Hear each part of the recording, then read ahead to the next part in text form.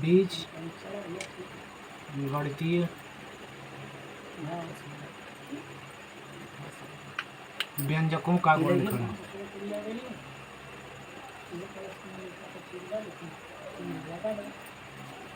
सबसे पहली विधि हम करेंगे कॉमन। कोई भी बीजी व्यंजक दिया उसमें कुछ कॉमन निकालेंगे तब उसका हम गुणनखंड करेंगे। सबसे पहला विधि है कॉमन वाला, ठीक है। उभयनिष्ठ गुणनखंड विधि जिसको बोलते हैं, उभयनिष्ठ गुणनखंड विधि।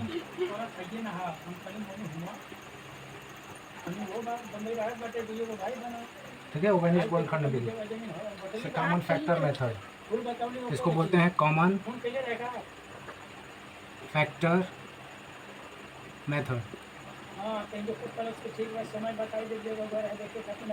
एग्जाम्पल है, देखिए A B C plus B C D plus C D. इसमें हम देखेंगे सबसे पहले क्या क्या हमको कॉमन है। इसमें क्या दिया है, इसमें क्या दिया है, इसमें क्या दिया है। इन तीनों में कुछ ऐसा चीज़ मिल रहा होगा, कुछ ऐसा पद मिल रहा है जिसको हम तीनों में से बाहर निकाल सकते हैं। यहाँ से भी, यहाँ से भी, यहाँ से भी। तो तीनों में क्या दिख रहा है? सी दिख रहा है।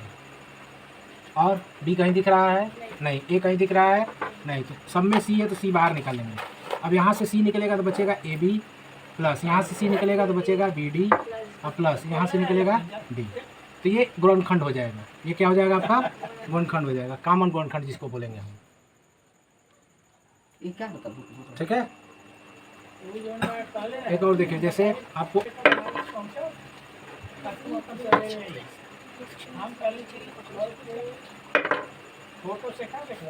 देखिए 5x³ plus 4x² plus 7x का गुणनखंड ज्ञात कीजिए। अब इसमें इसका गुणनखंड निकालेंगे। अब देखेंगे कॉमन क्या है, सबसे पहले कॉमन देखेंगे इन सब में कॉमन क्या है। यहाँ 5 है, यहाँ 4 है, यहाँ 7 है, इसमें कोई कॉमन नहीं है। अब देखेंगे यक्स यक्स यक्स, यानी यक्स कॉमन है।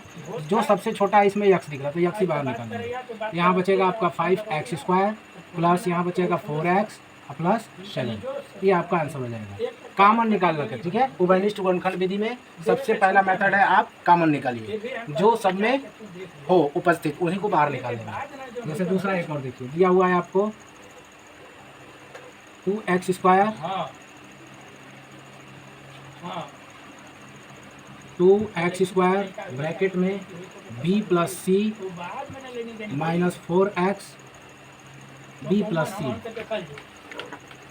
अब इसमें देखिए कहाँ क्या कॉमन है, 2x² 4x b प्लस सी b प्लस सी। ठीक है। तो b प्लस सी तो दोनों में हमें दिख रहा है, b प्लस सी। तो पहले लिख लेते हैं b प्लस सी। अब यहाँ देखिए 2x² है, यहाँ 4x है, 2 यहाँ से निकल सकता है, x भी निकल सकता है। तो यहाँ लिख लेंगे 2x b प्लस सी, कॉमन हो गया। अब यहाँ क्या बचेगा आपके पास, 2x निकलेगा तो यहाँ बचेगा x, क्या बचेगा x, यहाँ पे x। अब b प्लस सी निकल गया, बचा माइनस। यहाँ से 2 निकालेंगे तो बचेगा आपका 2, x निकल जाएगा तो यहाँ से x खत्म हो जाएगा। अब बचेगा इसमें कुछ नहीं, b प्लस सी भी निकल गया बाहर। तो इसको लिख सकते हैं आप 2x b प्लस सी, दूसरे ब्रैकेट में x माइनस 2। यहाँ से b प्लस सी निकला, यहाँ से b प्लस सी निकला, b प्लस सी निकल गया। यहाँ से 2x निकलेगा तो बचेगा 2। ठीक है। यहाँ से 2x निकलेगा तो यहाँ बचेगा x। ठीक। तो ये उभयनिष्ठ गुणनखंड है जिसको बोलते हैं हम कॉमन फैक्टर मेथड, इसी को कॉमन फैक्टर मेथड बोलते हैं। अब देखिए दूसरा क्या आता है,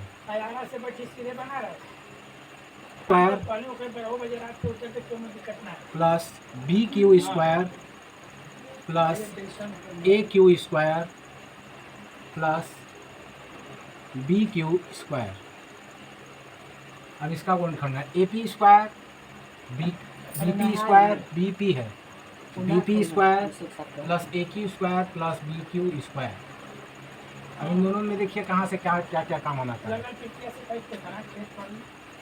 देखिए यहाँ Q है, यहाँ Q है, यहाँ P है, यहाँ P है। ठीक है। तो इन दोनों में P है, इन दोनों में Q है। तो इन दोनों को एक साथ ले लेंगे और इन दोनों को एक साथ। इसमें से P² कॉमन करेंगे, P² यहाँ भी है, P² यहाँ भी है। तो P² बाहर निकल गया, यहाँ क्या बचेगा A प्लस B, प्लस दिया है तो प्लस दे देंगे। ठीक है। यहाँ पे Q² है, यहाँ भी Q², तो Q² यहाँ हो जाएगा a प्लस बी। ठीक, अब फिर देखिए इसमें से कुछ कॉमन दिख रहा है, a प्लस बी दोनों में, तो दोनों में से बाहर निकाल लो a प्लस बी। जब यहाँ से a प्लस बी निकलेगा तो बचेगा p स्क्वायर, यहाँ से a प्लस बी निकलेगा तो बचेगा q स्क्वायर। ये आपका आंसर हो जाएगा। ठीक।